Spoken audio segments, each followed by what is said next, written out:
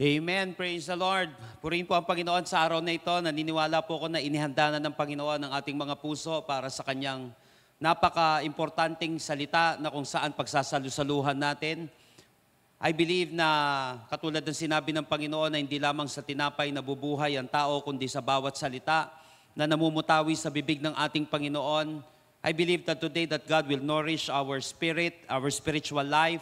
Nang sa gayon tayo po ay patuloy na lumakas, tayo po ay patuloy na maging mananagumpay sa ating buhay. Nasa second installment po tayo ngayon ng ating series entitled First Things First. Sinabi natin na tiyak na may bunga kapag inuna ang una. Kapag inuna po natin yung una, yung mga priorities, yung mga dapat na unahin, tiyak na ito po ay magkakabunga at magkakaroon ng malaking effect. Kapag inuna mo yung minor, tatamaan ng malaki yung mga major things sa buhay natin. At kapag inuna mo naman yung major, pati yung minor minsan natadamay. Ibig sabihin na iaayos. So tiyak na may bunga kapag inuna ang una. That's why in the Bible, napaka-importante ng first day of the week. Napaka-importante ng firstborn, si Jesus. Napaka-importante ng first fruits. Ito yung income, ito yung unang income natin sa unang taon na ito na kung saan magpapanatili ng magpaparest ng pagpapala ng Panginoon sa ating tahanan, sa ating household, sa buong taon. Napaka-importante ng mga first na ito sa Bible. Kaya tiyak na may bunga kapag inuna ang una. Kaya pinag-aralan nun natin nung nakaraan, napaka-importante ng pagsisik natin sa ating Panginoon. Dahil once na nasik natin yung pinaka-importante, madadama yung mga bagay na hindi naman yun yung sinisik mo. Pero alam ni Lord na importante sa'yo. Whereas kapag inuna natin yung mga bagay na secondary, tiyak na maaapektuhan yung ating buhay na minsan hindi pa natin makukuha yun, nasira pa yung buhay natin. Kaya napaka-importante po mga kapatid ng priority. First things first. Alam niyo po lahat ng matagumpay na tao ay may nahit na priority sa buhay. Your priority will determine your destiny. Your priority will determine your victory. Lahat ng nagtagumpay na tao, tiyak yan. Meron niyang nahit na napaka-importanting bagay sa kanilang buhay. Minsan may mga dreams tayo, may mga aspirations tayo sa buhay na hindi natin makuha-kuha, hindi natin marating-rating. Baka may kinakailangan na mahit na priority dyan. So kinakailangan, listen to this very carefully, na makita natin at ma-discover natin yung priority yon. That's why Dr. John Maxwell once said, to change your life, you need to change your priorities. To change your life, you need to change your priorities. Para mabago yung buhay natin, kinakailangan magbago tayo ng priorities. Ngayon, makikita natin, halimbawa, same-same yung buhay natin. Finances natin, yung pamumuhay natin, yung ministry natin, tiyak yan, may kinakailangan baguhin tayo. To change your life, you need to change your priorities. Sinabi po ng Psych Central, figuring out what's most important can help you refocus your priorities and make the most of your life. When you live your life focusing on what's essential, you can live a life you can proud of later. So napaka-importante yung pag-figure out kung ano yung mga importante sa buhay natin at mag-refocus ulit tayo. At once na ma-figure out natin yon, yung mga dapat na mag-focus tayo, mag-concentrate tayo, you can live your life that you can be proud of later. Now the million-dollar question is how to discover the most important thing in your life. Paano ba natin madidiscover yung pinaka-importanting ito para nang sa gayon magkaroon ng change itong buhay na ito. Para nang sa gayon magkaroon ng success and significance yung buhay natin. Especially ngayong taon na ito, naniniwala ko na kaya mo mapapakinggan ito, may matinding pagbabago na mangyayari sa iyong buhay because you will discover the most important thing. And once you discover it, it will really change the course of your life at makakaranas ka ng mga bagay na ninanais mo na kung saan hindi mo pa nararanasan sa buong buhay mo. I want you to open your Bible with me in Luke chapter 10, verses 38 hanggang 42. Luke chapter 10, verses 38 hanggang 42. As Jesus and his disciples continued on their way to Jerusalem, they came to a certain village where a woman named Martha welcomed him into her home. Her sister Mary sat at the Lord's feet listening to what he taught. But Martha was distracted. Martha was distracted by the big dinner she was preparing. She came to Jesus and said, "Lord, doesn't it seem unfair to you that my sister just sits here while I do the work? Tell her to come and help me." Verse 41, but the Lord said to her, "Dear Martha, my dear Martha, you are worried and upset over all these details. There is only one thing worth being concerned about.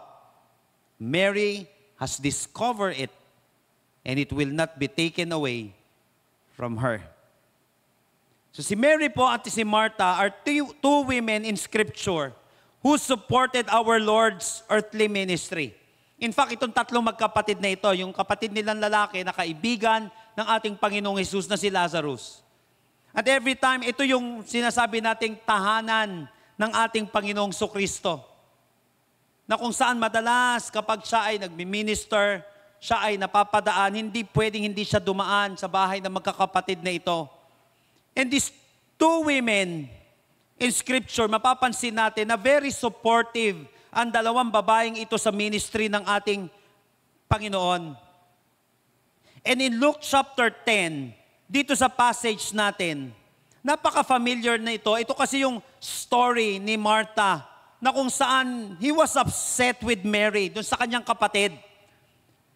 Upset siya kay Mary kasi nakikinig siya kay Jesus at hindi siya natulungan nung panahon na yon sa kanyang ginagawa.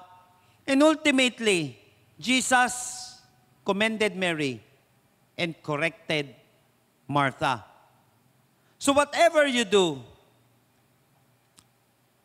make the right choice. At sinabi ng Panginoon dito, tingnan niyo po, verse 42 again, there is only one thing worth being concerned about.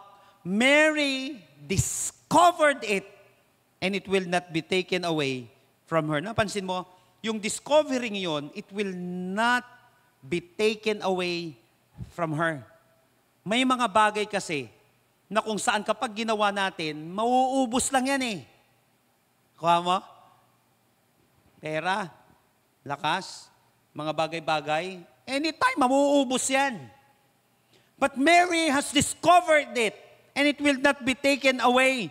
Kaya lang sinabi dun sa unang statement, but there is one thing. While Mary labored, Martha listened, and she discovered the most important thing. So join me in our message today entitled, One Thing. One Thing. How to discover the most important thing. Diba? Binanggit natin kanina, once na na-figure out mo at na-discover mo yung bagay na yon, at yun yung nilakaran mo, time will come that mapaproud ka sa discovery mong yun at ginawa mo sa buhay mo.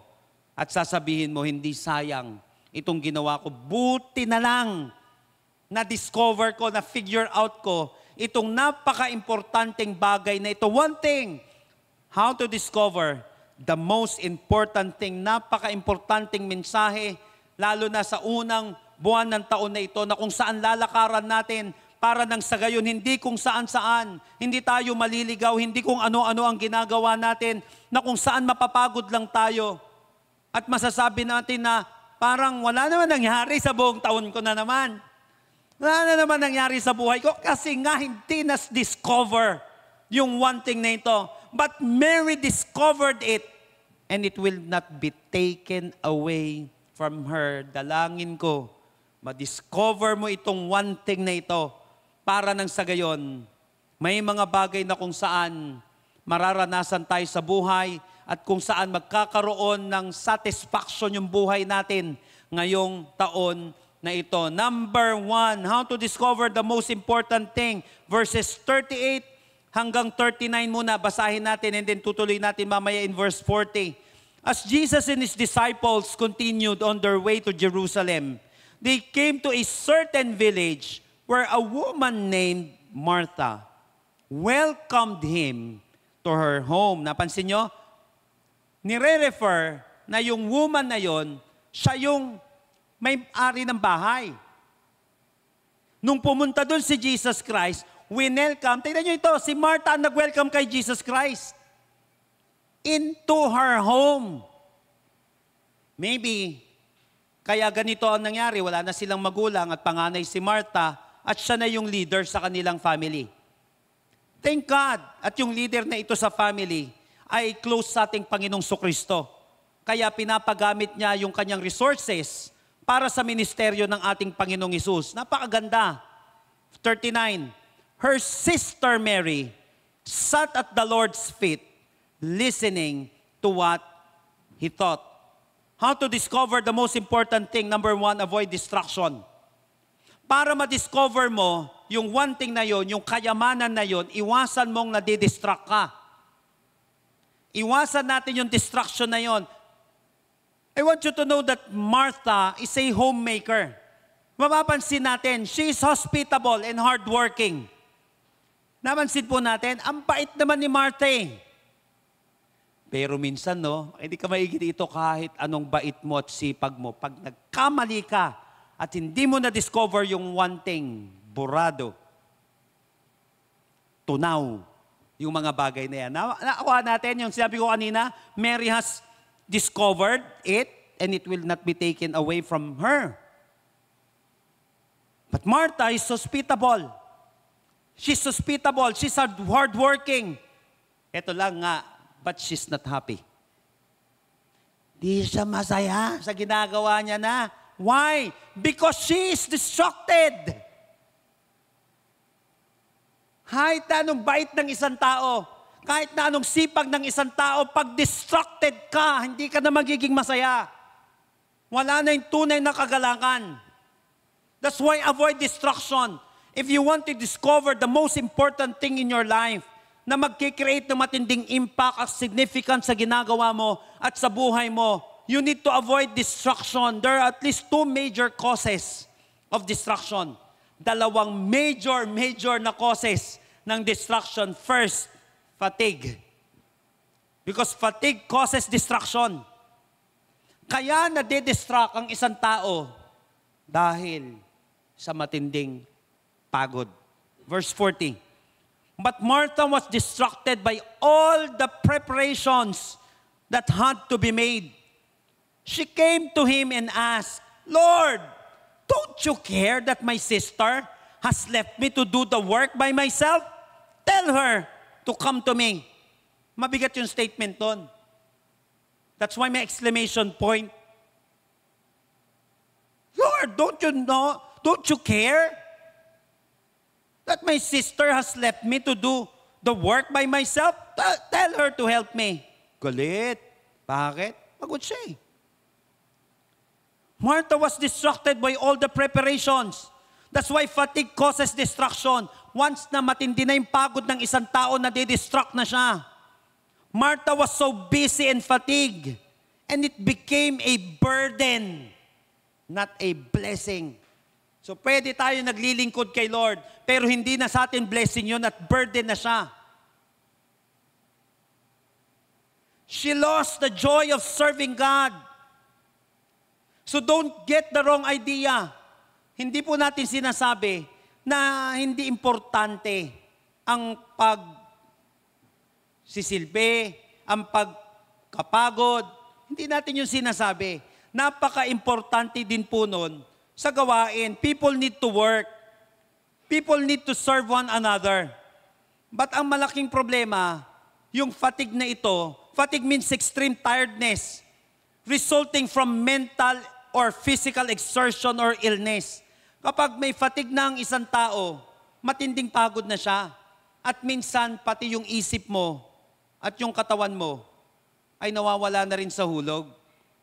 Fatigue is a reduction in the efficiency of the body after prolonged activity. So kapag fatigue ka, ibig sabihin nababawasan na yung efficiency mo. Fatigue is a lessening in one's response to or enthusiasm for something. Malalaman mo rin na fatigue ka na or over-fatigue ka na kapag wala na yung saya. Pag wala na yung enthusiasm mo sa ibang bagay. That's why fatigue causes distraction. Nakakala natin, okay pa itong ginagawa ko, but we're already distracted. Why? Kasi may matinding, alam mo yun, may matinding pagod na eh. Alam niyo po, according to a webinar conducted by HealthLinks na naatinan ko po, ang title po ng webinar na yon ay Working Tired. The impact of fatigue at your workplace. Working tired. The impact of fatigue at your workplace. Ilang mga lessons po ang natutunan ko dito sa pag-aaral na ito ng mga experts, na kinundak ng mga experts. Number 1, sinabi po dun sa pag-aaral na yon, one meta-analysis found that 13% of workplace injuries could be attributed to employees with sleep problems. 13% ng workplace injuries, attributed daw yon sa mga empleyado na kung saan may sleep problem. Kaya sila na-disgrasya dun sa trabaho nila. Bakit? Antok. Pangalawa, fatigue decreases workplace productivity and increases the risk of incidents and injuries. Yung sobrang pagod daw po, dinidecrease niya, pinapababa niya yung productivity ng trabaho ng isang empleyado. At ini-increase niya yung risk ng aksidente at injury doon mismo sa trabaho. Bakit? Pagod. Ito mabigat.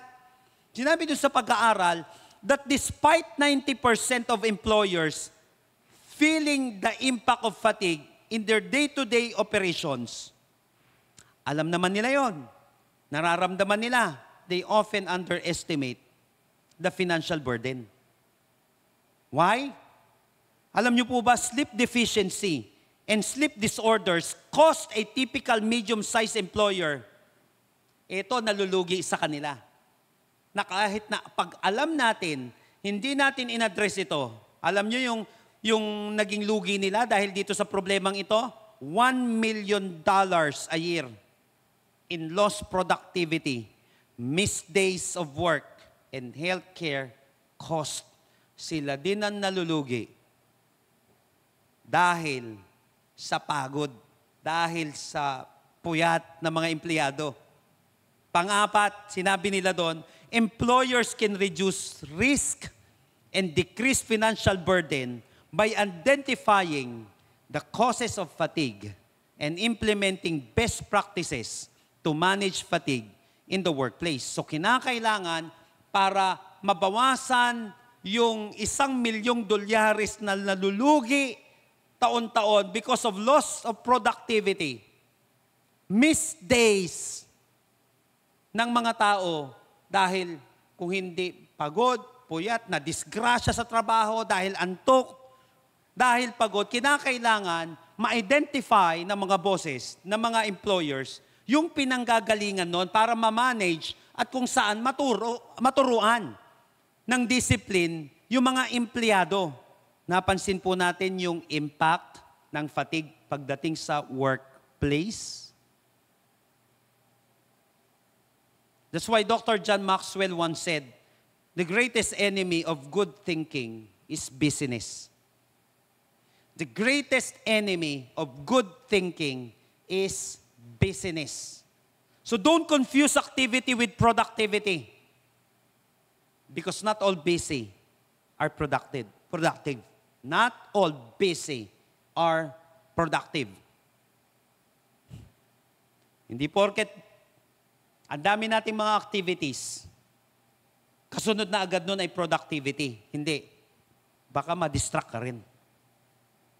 Baka magkaroon ng matinding distraction, madisgrasya pa tayo, o kaya naman ang konti ng resulta natin because of this. So napaka-importante that we must avoid distraction, and fatigue causes distraction. Kinakailangan, hindi ko sinabing hindi tayo mapapagod. Mapapagod nga tayo, but kinakailangan ma-figure out mo ito at ma-manage mo siyang maigi. Pangalawa, na pinanggagalingan ng distraction is frustration. Kapag ikaw ay fatigued, nakakaranas ka ng over-fatigue ka, and frustrated ka, nagkukos siya ng distraction. Verse 41, Martha, Martha, the Lord answered, you are worried and upset about many things. College siya sa kapatid niya. Dahil nakikinig kay Lord. Tapos siya trabaho ng trabaho. Di ba? Napansin mo, hindi naman siya kinorek ni Lord nung nagtatrabaho siya eh. Wala naman problema sa pagka-busy natin, pagkapagod. Kasi baka hindi ka pa over-fatigue nun. Nakuha po natin, inspired ka pa. Kahit pagod ka, may mga taong ganon. On fire sila, inspired sila kahit pagod. Kaya alam, mapapansin mo kapag pagod ka na, sinisisi na yung kapatid niya na nakikinig kay Lord. Pati kay Jesus, may issue na rin siya. Frustration causes distraction. Frustration is the feeling of being upset or annoyed, especially of being unable to change or achieve something. Kapag may hindi na tayo magawa, dahil pagod tayo, mafufrustrate na tayo dahil may hindi tayo magawa or may hindi magawa sa atin ng ibang tao. Na kung saan tayo rin naman ang pumili nun at nagdesisyon. Remember that most of us try to do too much. We try to do too much. When we try to do too much, it leads to frustration. Kaya nga po sinabi ni Charles Hamel sa kanyang libro na Priorities, Tyranny of the Urgent. Ganda sinabi niya dito. Tension and frustration mount when we are performing the wrong task or trying to cram too many of the right activities into a given period. Yung tension daw at frustration, tumataas yan. Lumalaki yan at bumibigat yan. Kapag una, pwedeng nagpe-perform tayo ng maling bagay. Or pangalawa, nagkakram tayo, tama naman yung ginagawa natin, right activities nga eh. Kaya lang pinagsasabay-sabay natin at pinagpapatong-patong natin yung ginagawa natin. At sinabi niya pa, dugtong niya, a critical spirit develops and we begin to judge and condemn others for what they do or don't do. A critical spirit develops and we begin, sinabi niya, to judge and condemn others for what they do or don't do. Ito yung nangyari. Martha starts complaining about Mary is not doing. Nagko-complain na siya ngayon kasi hindi ni Mary tinutulungan si Martha. Kasi nakikinig si Mary dun sa Bible study nila. Dun sa life group nila, Jesus Christ. So when people get distracted, they easily get, remember this, when people get distracted, they easily get divided. Once na distracted na tayo, hati-hati na tayo nun. At wala na yung power. Martha is mad at Mary. Galit na siya kay Mary. And ultimately, she is mad at Jesus. Ang bigat na nung statement niya kay Lord, Lord, don't you care that my sister has left me to do the work by myself? Tell her to come to me. Ang bigat. Galit na siya sa kapatid niya. Mamaya kay Jesus na din siya. Ang bigat na ng mga statement niya kay Lord. Napansin natin, pag frustrated tayo, pag nakakaranas tayo ng fatigue sa buhay natin, nadidistract na tayo. At minsan, hindi lang sa sarili natin, sa ibang tao, pati kay Lord, na-upset na tayo. Lord, don't you care that my sister has left me to do the work by myself? Tell her to help me. Stephen Covey, in his book, First Things First, to live, to live, to love, to learn, to leave a legacy. Ito yung sinabi niya, and I quote, people expect us to be busy, overworked. It's because a status symbol in our society. If we're busy, we're important. If we're not busy, we're embarrassed to admit it. Busyness is where we get our security. It's validating, popular, and pleasing. Pero ang tindi nung susunod, it's also a good excuse for not dealing with the first things in our lives. Pwede daw natin gamitin yung pagiging busy natin na excuse para hindi natin magawa yung pinaka-importante sa buhay natin. Gagamitin natin dahilan yon para hindi natin magawa. Kasi busy ako. Ano na mangyayari? Ano mangyayari sa destiny mo kung yung priority mo sira? That's why A.N. Gardner once said, distraction is a killer of dreams, goals, and the ultimate life one's desires. Kapag distracted na tayo, pinapatay nito yung ating pangarap, yung ating goal, at yung dinidesire natin sa ating buhay, ay unti-unti na itong nawawala. Kaya nga, avoid distraction. Hindi natin sinabi na bawal mapagod. Ang problema, pagod ka pero upset ka. Sumasama na yung ugali, sumasama yung buhay, pati relasyon kay Lord apektado kasi may pagod na on fire eh. May pagod na lalong bumabait. Alam natin na tama yung direksyon, tama yung apoy. Pero yung pagod tayo, wala na tayo sa hulog, ay distracted na yon. And distraction is a killer of dreams, goals, and the ultimate life one desires. Ang kagandahan, Christ looks within and sees the troubled heart. Alam ni Lord kapag distracted ka, katulad kay Martha. Alam ni Lord kapag upset tayo. Alam ni Lord pag wala tayo sa hulog. Kaya nga sabi ni Lord sa kanya, Martha, Martha.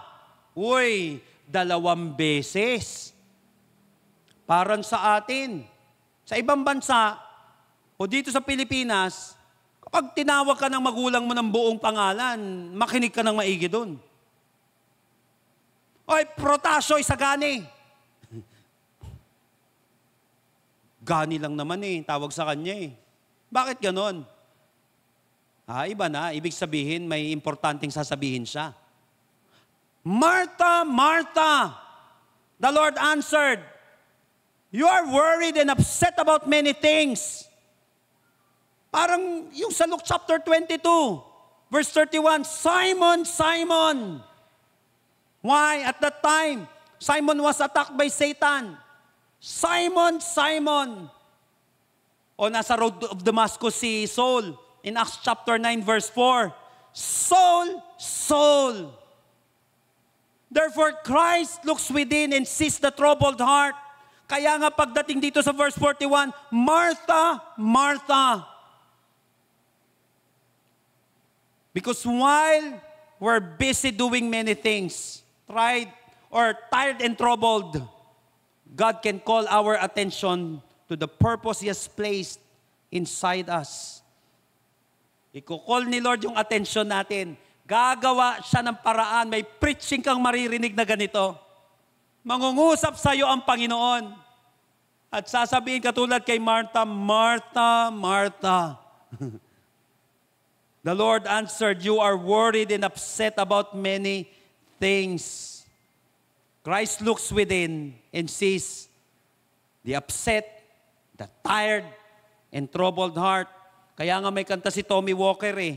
He knows my name. He knows my every thought.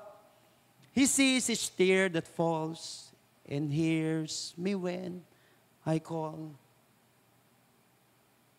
But Martha was distracted. And she came to Jesus and said, Lord, doesn't it seem unfair to you that my sister just sits here while I'll do the work? Tell her to come and help me. Pagdating ng 41, Martha, Martha, distracted ka. May nakalimutan kang hindi gawin.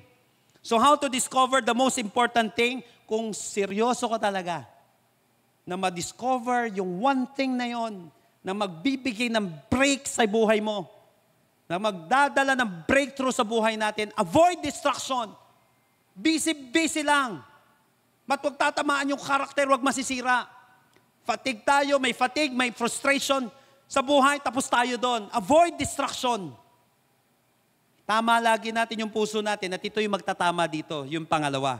Verses 39 hanggang 42. Her sister Mary sat at the Lord's feet listening to what he taught. Ito yung sinabi natin. Tapos sinabi natin sa verse 40, diba? But Martha was distracted by the big dinner she was preparing. She came to Jesus and said, Lord, doesn't it seem unfair to you that my sister just sits here while I'll do the work? Tell her to come and help me. Ito yung sinabi sa verse 41. But the Lord said to her, Dear Martha, my dear Martha, you are worried and upset over all these details. There is only one thing worth being concerned about. Intindi, no? There is only one thing worth being concerned about. Mary has discovered it, and it will not be taken away from her. Number 2, number 1, di ba sinabi natin, avoid distraction. Number 2, apply devotion. If you want to discover the most important thing, kinakailangan mag-a-apply tayo ng devotion. Napaka-importante ng dedication, napaka-importante ng focus natin dun sa one thing na yon. Ngayon, anong gagawin natin dito? Pag sinabing devotion, it is love, loyalty, enthusiasm for a person, activity, or cause. Kailangan mag-apply tayo nito, hindi sabog-sabog. Paano? First, feed your spiritual life. Feed your spiritual life in verse 39. She had a sister called Mary, who sat at the Lord's feet, listening to what He said. Who sat at the Lord's feet. Ito po ay figure of speech kapag He sat at the feet, or halimbawa, sinabi natin na Plato sat at the feet of Socrates. Ibig sabihin, naging mag-aaral siya. Ibig sabihin, naging pupil siya. Ibig sabihin, nakinig siya sa kanyang mentor na si Socrates. Aristotle sat at the feet of Plato. Si Aristotle naman, ibig sabihin, nakinig. Nag-aral. Nakikinig siya sa kanyang mentor naman na si Plato. Kaya importanteng SPE na yon, di ba? Socrates, Plato, Aristotle. At dito, she had a sister, verse 39, called Mary, who sat at the Lord's feet, listening to what He said. Feed your spiritual life. Kung gusto natin na ma-discover yung one thing na yon, we have to apply devotion. How? Feed your spiritual life. Kaya ito yung term natin ngayon na dati wala halos sa dictionary ito yung devotions na tinatawag. Ngayon, ina-acknowledge na ito, yung pagbibigay ng time kay Lord, pakikinig ng kanyang salita, pagkakaroon ng daily quiet time, pagpapakain sa ating spiritual life. Feed your spiritual life. If you want to experience success in life, master the art of listening. Maraming mga tao, kaya hindi mahusay, kaya hindi nagtagumpay, kulang sila sa pakikinig. If you want to experience success in life, master the art of listening. So we must learn to sit at Jesus' feet and listen. Without this, we will not grow. Without this, we will never overcome temptation. Without this, we will become carnal. Kaya sinabi sa verse 42 in NIV, but only one thing is needed. Mary, tignan niyo yung statement dito, Mary has chosen what is better. And it will not be taken away from her. Tignan niyo po Mary has chosen what is better. Ibig sabihin, good naman talaga yung ginawa ni Martha. Good naman siya, maganda yung ginawa ni Martha. Kinakain nga nila yun sa Bible study.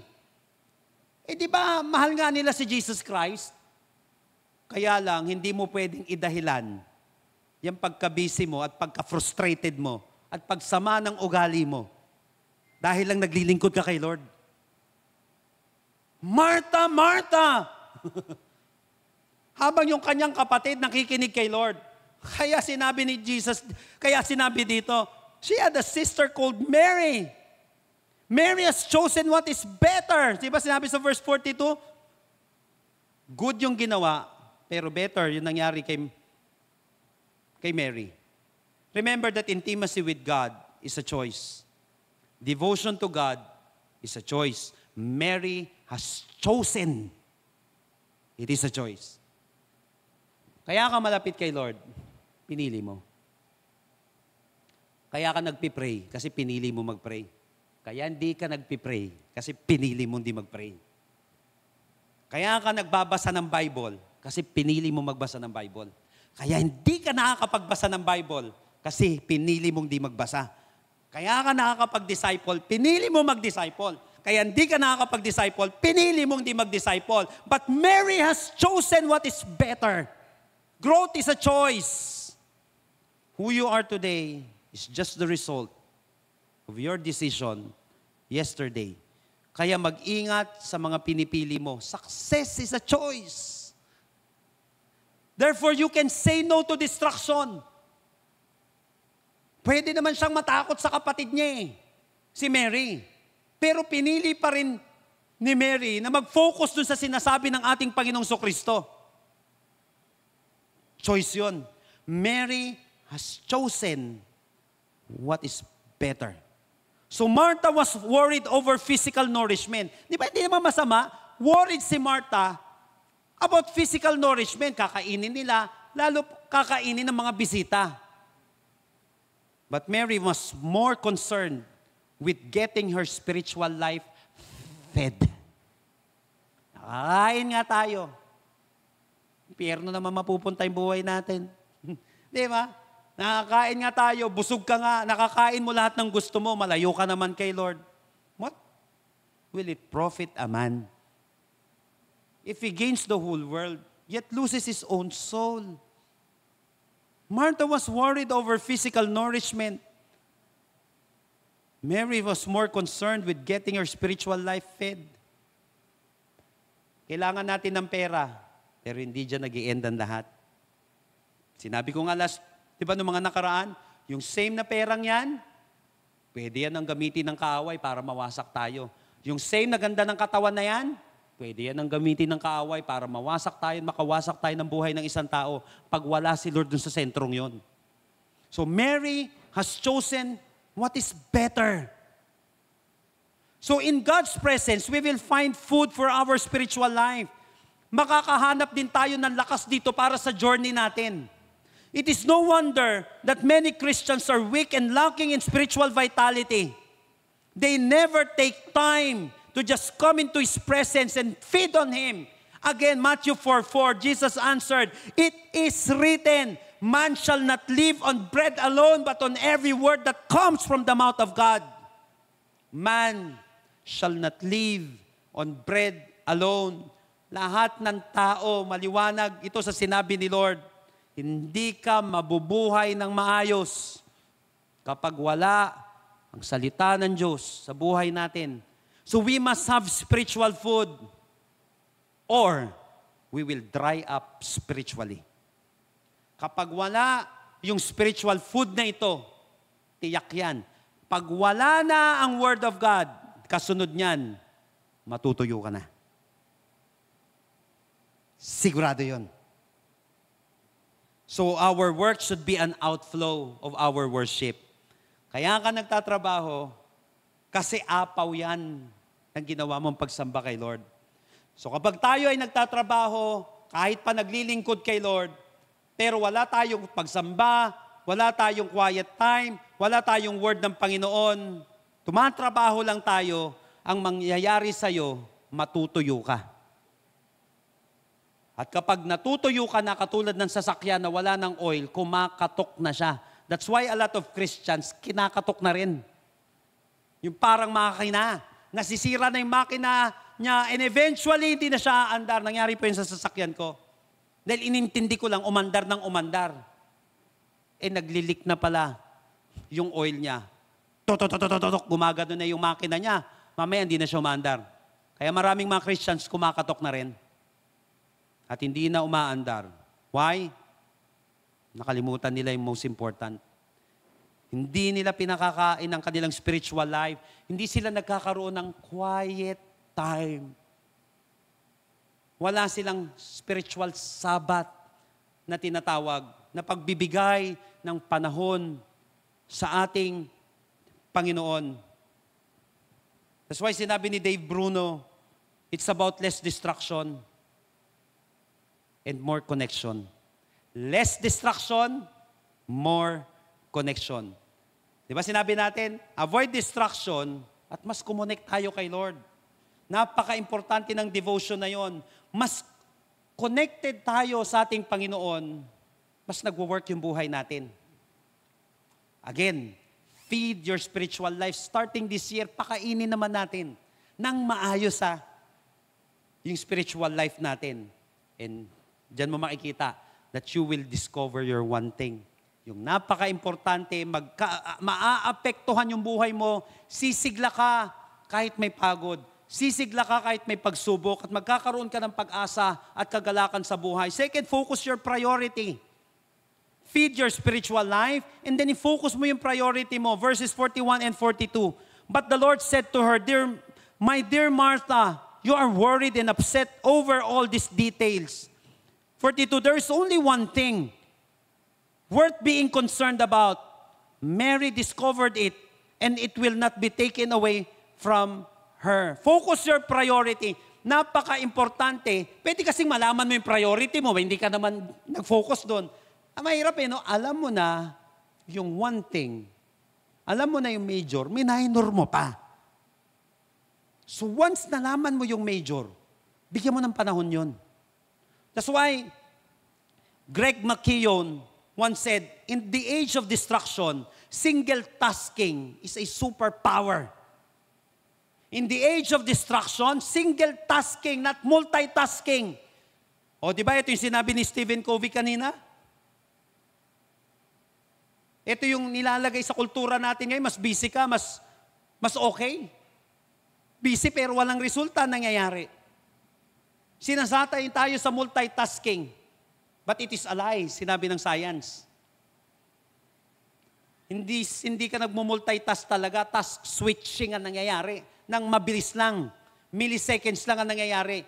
Hindi pwedeng nagagawa mo na mas mahusay yung dalawa ng sabay. Tiyak yan may magsasuffer na isa lagi. What if dun sa pagmumultitask natin, ang nagsuffer yung importante, di tapos tayo ngayon. What if dun sa pagmumultitask natin, sa totoo ay task switching ang nangyari, hindi natin nagawa yung major, yung minor lang nagawa natin, di ka gagraduate. Hindi ayos yung buhay natin. In the age of distraction, single tasking is a superpower. Kaya nga, yung isa sa napaka-importanting pamamaraan ng time management, di gawin mo lang siya ng hindi sobrang tagal ang isang bagay. Bawa, nagbabasa ka. Kung di mo kaya ng 3 oras na sunod-sunod, gawin mo 30 minutes. Tapos niya, magpahinga ka for 15 minutes para maayos na ulit yung pag-iisip mo. Then ituloy mo. Para lang may makapag-focus tayo. Focus your priority. So mapapansin natin na ito yung nangyari kay Mary. Ang ginawa niya, nag-focus siyang maigi. There is only one thing, sinabi ni Lord, worth being concerned. Mary has discovered it, and it will not be taken away from her. Again, Stephen Covey once said in his book, First Things First, sinabi niya ito, napaka-importante, lalo na yung binanggit ko kanina, people expect us to be busy. Ini-expect daw ng mga tao, tayo na maging busy, overwork. It's become a status symbol in our society. If we're busy, we're important. Ganun no? Kaya yung mga tao, ito yung term busy-busyhan. Kasi kapag mukhang busy ka, Importante ka. Parang magaling ka. Parang importante ka sa society. And if we're not busy, nahihiya naman tayo na i-admit yon. So busyness is where we get our security. It's validating, popular and pleasing. Kaya lang, it is also a good excuse for not dealing with the first things first. Dahil kinain na tayo, kahiyaan na, itong busyness na ito, ginagawa na natin siyang excuse. Para hindi na natin magawa yung dapat natin gawin. That's why in the Message version, ganito yung binanggit sa verse 39. Ito matindi. Tingnan nyo. She had a sister Mary who sat before the master, hanging on every word he said. Tingnan nyo sa verse 40. But Martha was pulled away. Habang si Mary naghahang on sa bawat sinasabi ni Jesus Christ, Martha was pulled away by all she had to do in the kitchen. Importante yun ha. Martha has pulled away. Why? Because distraction will pull you away from right priorities. Distraction will pull you away from your dream. Akala natin, kapag marami tayo masyadong ginagawa na frustrated tayo, alam mo yon, overwork tayo, distracted tayo, akala natin palapit tayo sa dream natin. Hindi, it will pull you away from your dream. It will pull you away from God. It will pull you away from main thing. Kapag hindi natin na-manage yan, Tony Robbins said, your life is controlled by what you focus on. Ulitin ko, your life is controlled by what you focus on. Ito sa dalawang ito, Bible, social media. Again, hindi masama social media. Parang hindi rin naman masama magluto para kay Jesus. Kaya lang, nakalimutan ito mas importante. Pag dito ako nag-focus ngayon, it will control my focus. Your life is controlled by what you focus on. Where energy goes, where your focus goes, energy flows. Kung nasan yung focus natin, dun magfo-flow yung energy natin. So once na nandito na lang ako sa bagay na ito, kakainin yan, maniwala ka, power yan. Humihigop yan ng atensyon, ng buhay, ng oras. Hindi naman siya masama. Hindi masama ang pera, hindi masama ang mga bagay-bagay. Kaya lang nakalimutan natin yung mas importante kasi nga, again, your life is controlled by what you focus on, nako-control na ng focus ko, yung buhay ko. Kaya kinakailangan, focus your priority. Kung ano yung tama, doon tayo magfo-focus, hindi naman pala yan ang priority. Bakit ka nagfo-focus? O bakit wala ka ng oras dyan? Someone said that the world is full of noise and distractions. If you can stay focused on what really matters, you can achieve anything. The world is full of noise and distractions. If you can stay focused on what really matters, you can achieve anything. That's why every year, every January lalo, nagkakaroon tayo ng prayer and fasting. Tinutono natin yung spiritual life natin, yung buhay natin para sa Panginoon.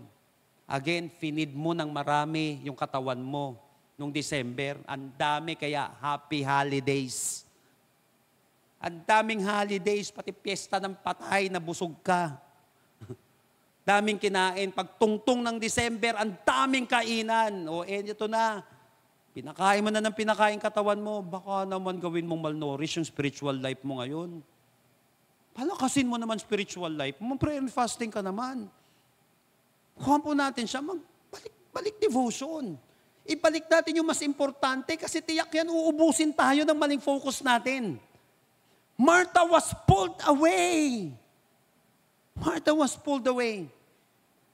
But if you can stay focused on what really matters, you can achieve anything.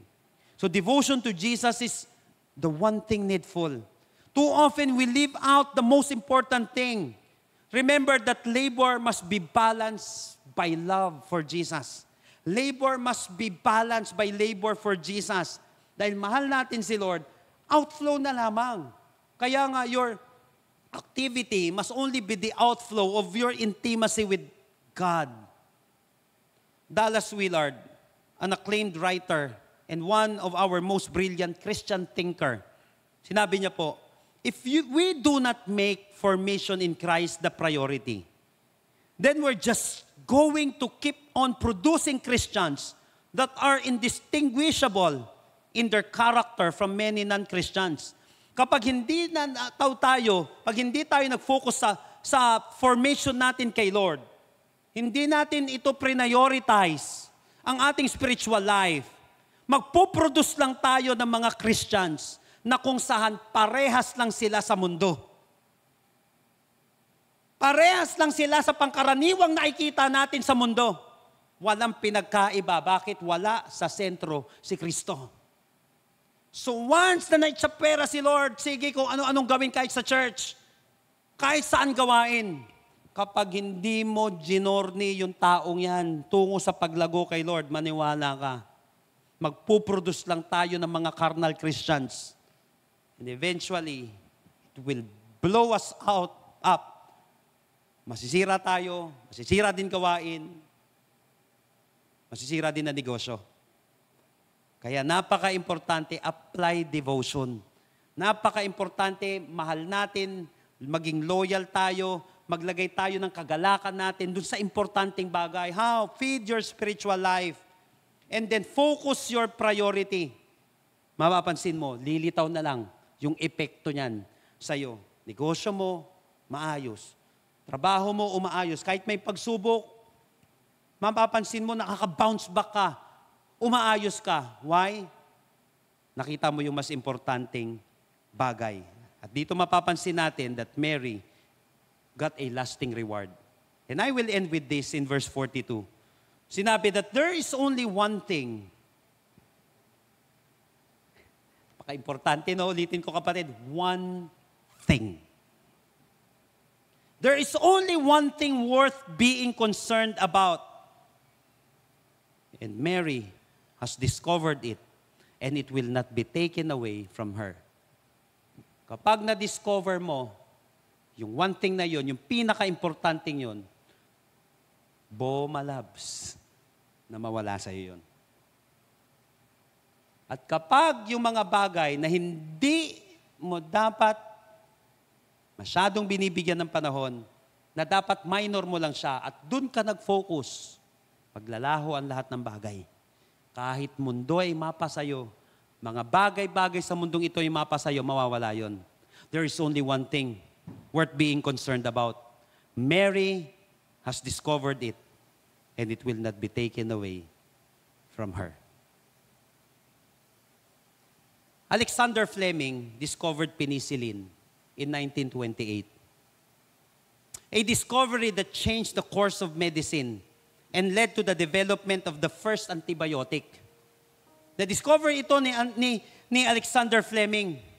Yung penicillin na ito, nag-lead ito sa antibiotic, di ba?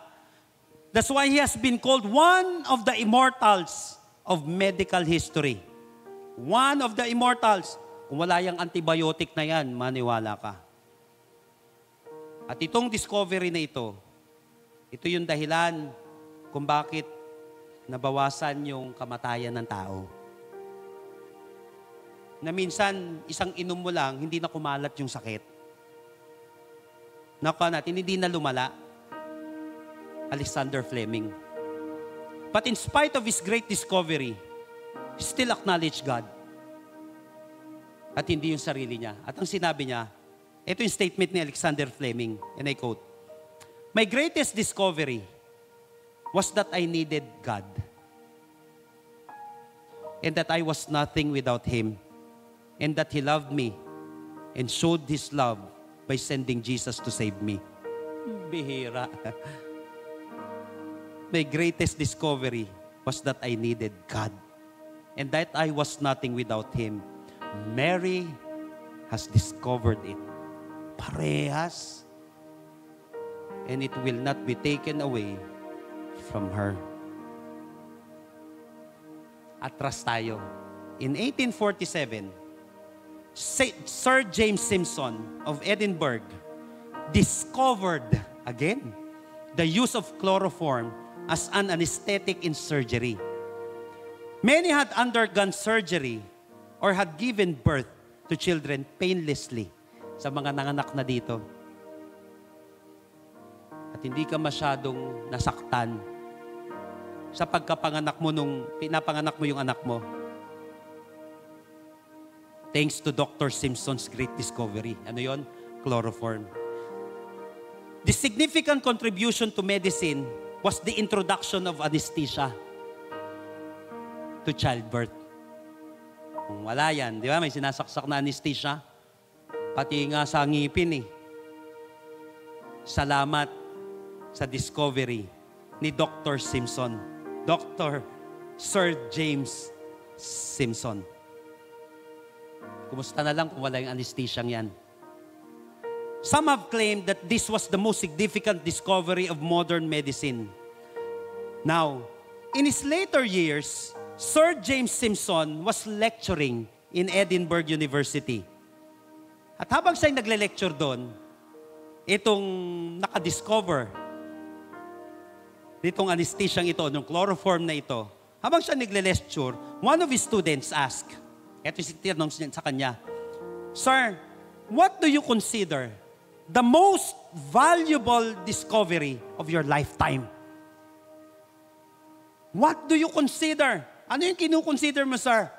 Na most valuable na discovery sa buong buhay mo? Siyempre, na-expect nila. Yung na-discover niya, anesthesia. Dr. James Simpson answered quickly. Ang bilis ng sagot niya without the slightest hesitation. Ito yung sagot niya, and I quote, na na-shock yung mga estudyante niya at yung media. Ang sabi niya, my most valuable discovery was when I discovered myself a sinner and that Jesus Christ was my Savior. Mary has discovered it. And it will not be taken away from her. Alexander Fleming has discovered it. Sir James Simpson has discovered it. Kapag na-discover din natin, yung na-discover nila, susunod ang iba't ibang mga significant na magagandang pangyayari sa buhay natin. My most valuable discovery was when I discovered myself a sinner and that Jesus Christ was my Savior. I pray and I hope that you will also discover what Alexander Fleming and Dr. James Simpson discovered. I hope that you will also discover what Mary discovered and it will not be taken away from her. I discovered myself a sinner and that Jesus Christ is my Savior. Mas kailangan mo si Jesus sa lahat ng bagay sa mundo. At once na nasa iyo si Lord, bonus na lang ang ibang bagay. Dahil buong-buo ka na kay Jesus. I want you to close your eyes right now. Homong you here, you also want to discover what Mary, what Fleming, what Simpson discovered in their life. Sana ma-discover natin na walang makapapalit kay Lord. Without God, we are nothing. Without Him leading us, we are wandering. Ligaw tayo, kapatid. So if you want right now to experience what they experience, at sinasabi natin, Lord, I want to experience you also in my life. Lord, gusto ko po magkaroon ng pagbabago ng significant ang buhay na ito. Discover yourself a sinner and that Jesus is your Savior. Yan ang pinakamatinding discovery na pwede mo magawa sa buhay mo. If you want Jesus right now, ina-acknowledge mo na kasalanan ka, marami kang pagkakamaling nagawa at kailangan mo si Jesus Christ na linisin ka, patawarin ka at isave ka. kailangan mo ng Savior na katulad niya, that's the greatest discovery na pwedeng magawa ng tao. Seek ye first the kingdom of God and His righteousness, and all these things shall be added unto you. What will it profit a man if he gains the whole world and yet loses his own soul? If you want Jesus right now, manalangin tayo, mabilis lang, but make it your personal prayer. And I believe that after this, your life will never be the same again. Tell it to Jesus right now, Lord Jesus, Lord Jesus, come into my life. come into my life. I surrender my heart to you. I surrender my heart to you. I admit that I'm a sinner, I admit that I'm a sinner, but I believe that you are my Savior. but I believe that you are my Savior. Starting today, Starting today, be the Lord of my life. be the Lord of my Save life. me. Save In me. Jesus' name. In Jesus' name. Amen. Amen. Kapatid, kung ipinanalangin mo yan for the very first time, yan ang pinakamatinding discovery, yan ang pinakamatinding decision na ginawa mo sa buhay mo. Susunod na lang ang iba. Bonus na lang ang iba. Dahil si Jesus lang sapat na sa buhay natin. Salamat po, Panginoon, because you saved us. Thank you, God, for allowing us to discover you. Thank you, God, for allowing us to know you. Thank you, God, dahil naranasan din namin yung naranasan nila Fleming, Simpson, and even Mary. Na pinapadiscover mo rin kay Martha at sa amin ngayon. Thank you, God, dahil sinasabi mo yung kahalagahan mo sa buhay namin. And right now, God, kung sino man sa amin ay frustrated sa buhay at nakakaranas, Panginoon, ng extreme tiredness sa buhay, pagod na sa buhay, Panginoon, I pray, God, na bigyan mo po ng kapahingahan ng bawat isa.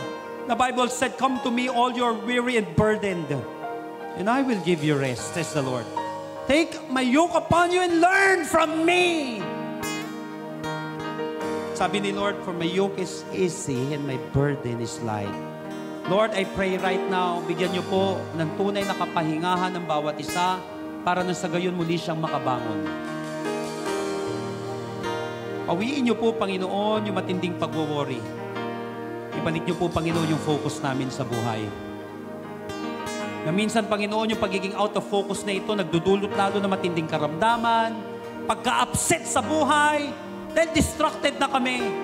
Right now, God, in the name of Jesus, I cancel this distraction na inilalatag sa amin ng mundo, na isinasaksak sa amin ng demonyo. Sa pangalan ng Panginoong Hesus, muli mong ayusin ang aming focus, Panginoon. Palakasin mong muli ang spiritual life namin. Paghilumin mo, Panginoon, yung sakit ng spiritual life ng bawat isa. At maybe, Panginoon, ito yung magiging dahilan para mag-heal din yung physical, Panginoon, na infirmities namin. In the name of Jesus, I pray, God, iayos mo, Panginoon, ang aming spiritual life, na kung saan maaari, Panginoon, ito yung magtanggal ng depression, ng anxiety sa bawat isa. In the name of Jesus, pag-ilumin mo, Panginoon, at palakasin mo ang aming spiritual life ngayong araw na ito. Lord, we pray for this one thing right now. We ask, God, for this one thing right now. Kung kinakailangan, sabihin mo sa amin, i-rebuke mo kami, Panginoon. Makita lamang namin ang one thing na ito in the name of Jesus. In the name of Jesus, ikaw at ang Panginoon ngayong oras na ito.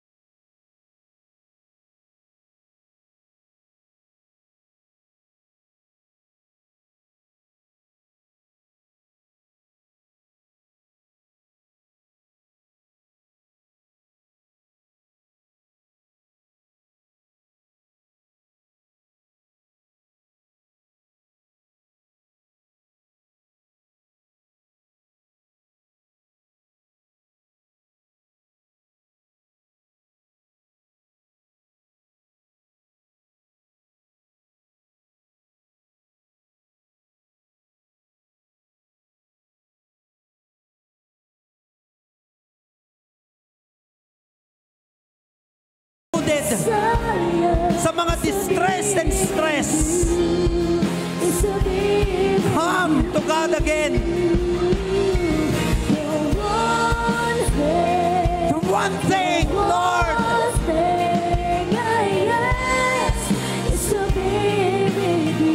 Yes, oh God. Come on, declare it.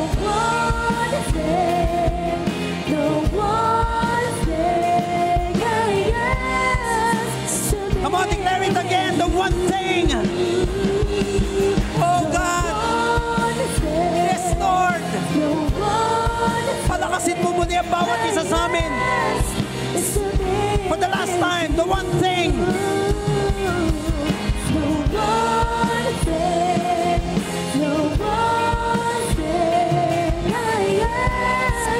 Come on, lift up your voice. Come to Jesus. I want desire, Lord.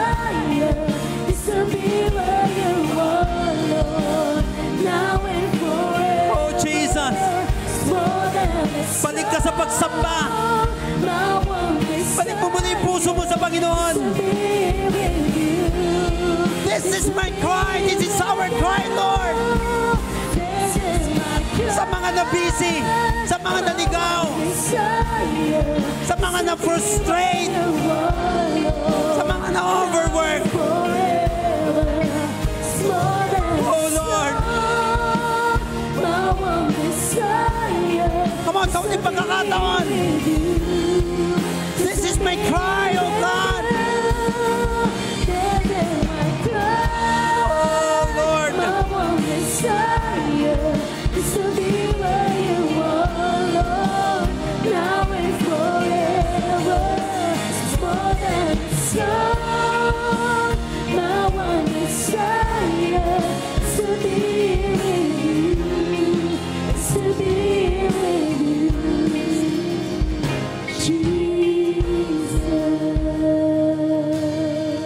This is our heart's cry and our heart's desire, Lord.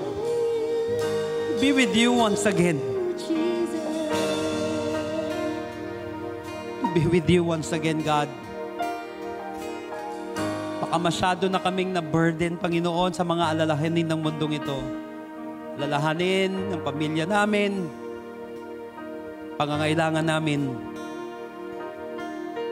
na medyo nalihis na kami sa mas tunay na kailangan namin, Panginoon.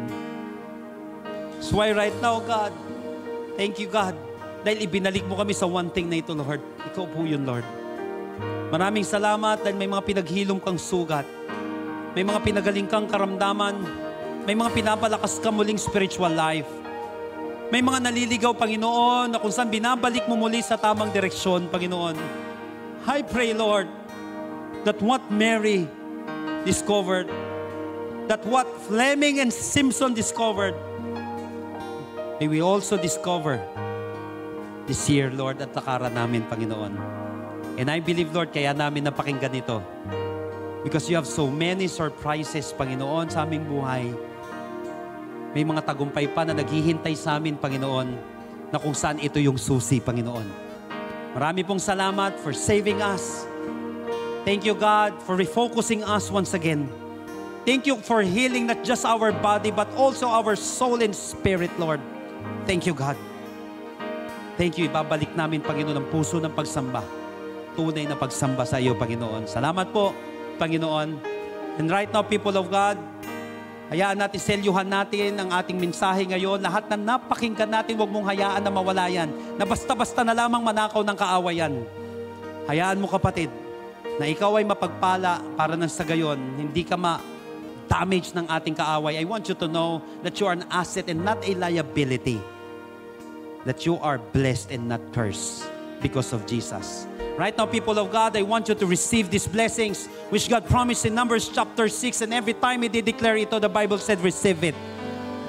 And it will be yours. Right now, people of God, may the Lord bless you and take care of you. I receive. May the Lord be kind and gracious to you. I receive. May the Lord look on you with favor and give you peace. I receive. Lord, we receive all of these blessings in Jesus' name. And everybody shout aloud, amen and amen. God bless you all.